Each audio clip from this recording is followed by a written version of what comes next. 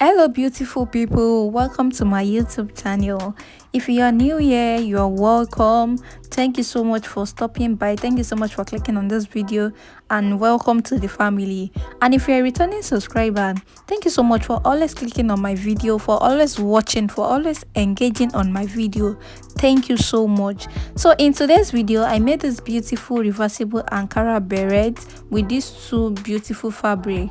So if this is something you want to learn how to make, let's just get started and let's sew. Welcome guys. So this is the material we'll be using. So these are the two Ankara, the beautiful Ankara I'll be using. So this is the interface, the paper stay, and this is a wording. So that's what I'll be using. So now let's draft our pattern for it. So I'll fold my pattern paper into 4 in this way, as if you want to cut a flare.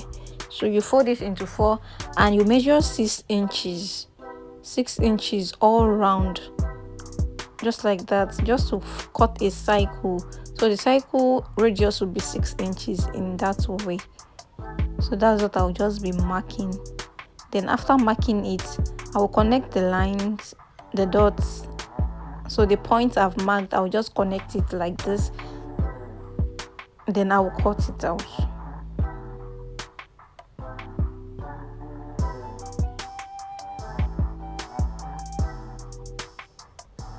So after cutting it out, I will open it up in this way. So this is what I have. So now we'll measure the circumference for our head, just like the picture that is showing right here. So whatever you get in your circumference divided by 6.3. So mine is 22, and 22 divided by 6.3, I have 3.49. So 3.49 is approximately 3.5. So I'll just deduct 0.5, which will serve as a seam allowance later. So I'll just measure 3 inches. So when I sew this with 0.5, that is quarter inch, so it will just round up to 22. But I hope you understand what I'm trying to say.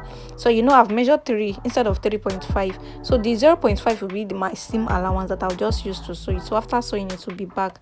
So now this is what we have after cutting. So I went ahead to cut my fabric. So this is the fabric. We cut 2, and this is the other one. You will cut a full cycle and you will cut a half cycle, just like this.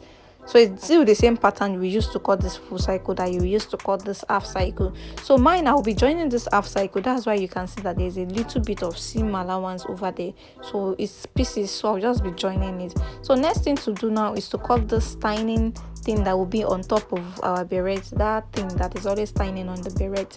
So I'm just trimming out this small fabric over here. So I'm trimming it out, then I'll go ahead and sew it later. So I'll just go ahead and add my interface into the fabric. So for this Ankara, I add once the soft interface into one, and I add the wording to the other one. So as you can see, I've ironed it on it. So I'm just trying to locate the middle of this round cycle, the middle, so as to fix that tiny pieces of Ankara that we were cutting the other time.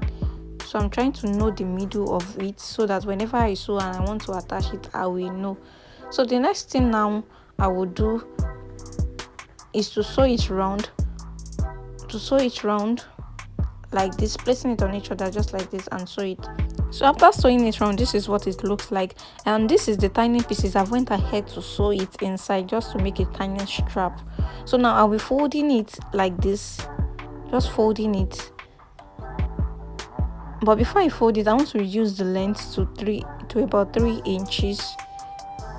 Yes, to about 3 inches. So now I'll just take the one for the fabric, then I'll fold it like this. I'll place it on each other in the middle, then I'll just sew it in the middle, like in the middle of it. I will just sew it.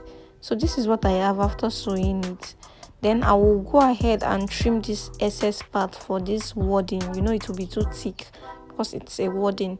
So I'll just go ahead and trim the excess. And this is, as you can see, that tiny pieces we fix also over there. So I'm trying to turn it out before ironing very well. And this one also, I will turn it out like this, as you can see. So now I'll be placing it inside each other, just to sew round. Then if I will be sewing round, I'll be leaving a seam allowance like 4 inches wide for me to turn it. Please leave enough spacing so that you can turn it easily. So just match, because I have a joining there, so I'll just turn it round.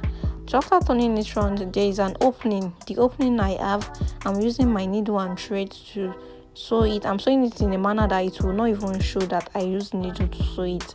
I don't know if you know that kind of stitching. I don't know what it is called, but I do use it if I want to sew something like this, that it will not even show. It will not even look as if I use a needle and thread to sew it. So that's just what I'm doing here. So when I'm done now, I'll go ahead and iron. So I'm just trying to tighten the stitches so that it doesn't show.